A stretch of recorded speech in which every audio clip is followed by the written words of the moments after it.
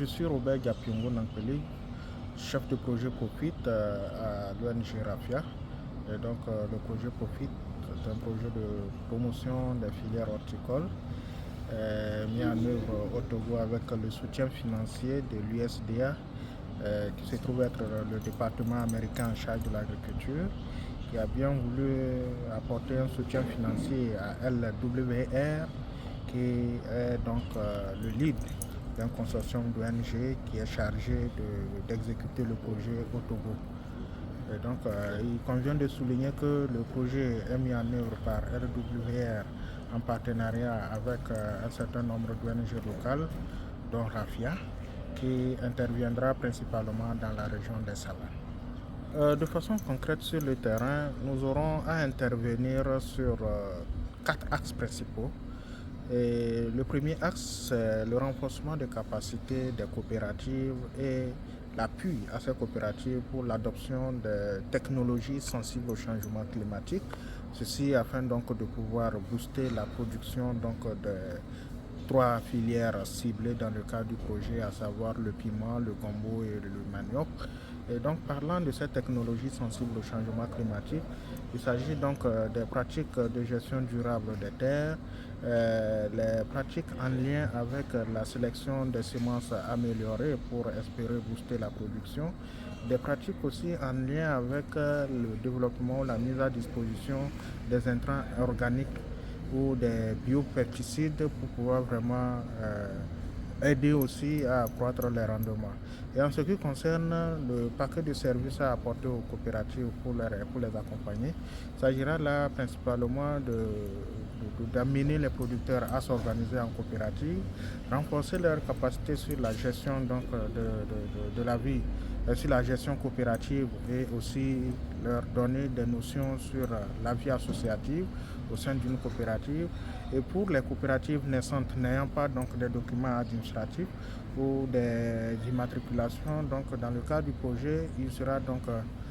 mis en place une stratégie pour les accompagner à pouvoir donc se doter de ces documents administratifs, et donc tout ceci avec tout le paquet de services qui sera donc développé à leur profit. Mais à côté de tout ceci, il sera donc initié des actions au sein donc de ces coopératives pour les amener à mobiliser de l'épargne interne, et pourquoi pas développer aussi des mécanismes d'octroi du crédit en interne, mais aussi les amener à pouvoir nouer des partenariats avec les institutions de microfinance afin donc de pouvoir obtenir des crédits auprès des institutions de microfinance ou pourquoi pas des banques. Ceci devant leur permettre donc de pouvoir financer ou investir dans leur activité en début de campagne, ou si c'est en fin de campagne pour la commercialisation des différents produits qu'ils auront obtenus. Sur le deuxième axe, il s'agit à ce niveau-là de la mise en relation entre producteurs et maraîchers, entre producteurs plutôt et les acheteurs. La mise en relation va beaucoup plus mettre l'accent sur la commercialisation, et à ce niveau, il faudra donc organiser les producteurs de sorte à pouvoir mobiliser l'ensemble de leur production et les encourager à faire des ventes groupées. Ceci à travers donc un agent qui sera mis à leur disposition pour pouvoir collecter l'ensemble des produits, essayer d'évaluer le volume du crédit des produits, et ainsi aller à la recherche d'un partenaire ou d'un marché pour pouvoir écouler ce produit. Et donc cet agent sera chargé donc d'établir un partenariat entre ces producteurs et les commerçants, si vous voulez, le marché, pour permettre donc à ce qu'on puisse écouler ces produits-là. Là, il s'agit donc d'un appui institutionnel. Des activités seront donc orientées vers les services déconcentrés de l'État, à savoir l'ICTRA, l'ICAT et bien d'autres institutions de l'État. Mais ceci partira donc d'un diagnostic qui sera fait pour voir un peu quels seront donc les différents aspects sur lesquels le projet pourra intervenir, afin donc d'apporter un appui dans le sens donc d'accompagner le gouvernement dans le processus de modernisation de l'agriculture au Togo. Et le dernier axe va porter sur l'accès au financement à ces coopératives. Je t'en parlais tantôt donc de l'appui aux coopératives, donc à l'accès au financement, mais il y a un dernier axe qui va essentiellement donc développer des activités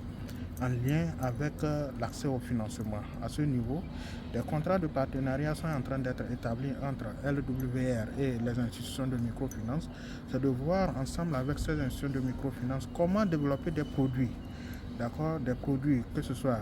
des produits de crédit en leur sein, afin donc de permettre à ces producteurs-là d'y accéder. Quand on parle de produits, c'est peut que dans le portefeuille de crédit d'une institution de microfinance, qu'il n'y ait pas un produit agricole ou le produit agricole qui est mis en place n'est pas adapté aux besoins des producteurs. Donc il faudra qu'on travaille avec ces institutions de sorte que nous puissions analyser ensemble l'environnement, donc, ou du moins les différentes formes de crédit ou de produits qui sont offerts aux clients qui se trouvent être